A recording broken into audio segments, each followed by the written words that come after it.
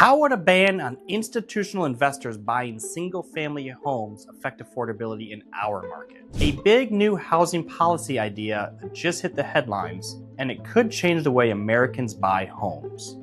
You've probably heard about investors scooping up houses. Now the federal government is proposing restrictions on institutional investors buying single-family homes. Today, I'm breaking down what this means for home affordability in 2026 and beyond. So just recently, an announcement from the White House said the administration wants to ban large institutional investors from purchasing single-family homes, with the goal of making housing more affordable for families and first-time buyers. The idea is simple. Less big money competition could mean more opportunities for everyday buyers. But what does the data and expert insight actually tell us about how effective this kind of policy would be? Let's dig in. So what is the proposed ban? The proposal would seek to prevent large institutional investors from buying single-family homes, the kind of homes most Americans think of when they imagine home ownership. The administration says these homes should belong to people, not corporations. Supporters argue this could help ease affordability by reducing corporate competition, especially in markets where investors are active, like here in Madison. Opponents and some housing analysts note that institutional investors currently own a relatively small portion of all single-family homes nationally. So the first point, it could help some buyers, but it isn't a silver bullet. Advocates for the ban say this policy could help first-time buyers and middle-income families who often lose out to investor competition, especially in tight markets where cash offers and all-cash closings are common. If fewer large investors are competing for homes, buyers who plan to live in the house may find it easier to compete. That could help cool bidding wars in certain areas where investors have been active. But here's the important caveat. Institutional investors, by some estimates, make up a very small share of total single-family home ownership, often under 5% in many markets and even less nationally. That means simply banning large investors won't, by itself, dramatically expand supply or lower prices to really improve affordability.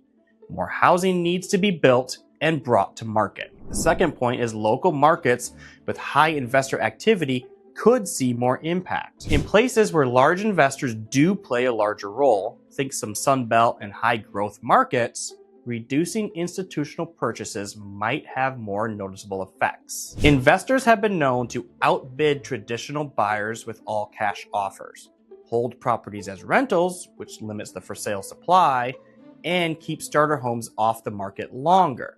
Limiting these bulk purchases could open up opportunities in those specific communities. In other markets where investors are less active, the effect would likely be smaller. The third point is it won't solve the fundamental supply problem. Here's the critical point most economists emphasize. The nation's underlying housing shortage, not investor competition, is the biggest driver of high prices and low affordability. Even if institutional buying is restricted, if new homes aren't being built fast enough, prices will still stay high.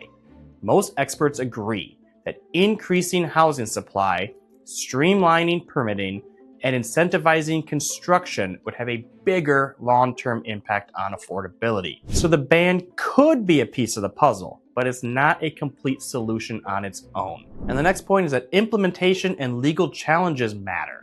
Any ban would require congressional approval to become law, because federal housing markets are regulated at multiple levels. Even then, institutional investor definitions, important mechanisms, and exemptions would need to be ironed out. Some versions of similar bills or restrictions at the state level target smaller investor groups or tax incentives rather than an outright ban, because the policy landscape is complicated. This means the real outcome could look very different from the initial proposal. So here's the bottom line. A ban on institutional buyers might level the playing field for some everyday home buyers in certain markets. But because institutional ownership is a relatively small slice of the national market, it's not a standalone solution to the affordability crisis. Real change will likely require expanded supply, smart policy, and local market strategies, not just a ban. If you want to help understand how changes like this could impact your local housing market, whether you're buying, selling, or planning ahead, let's talk.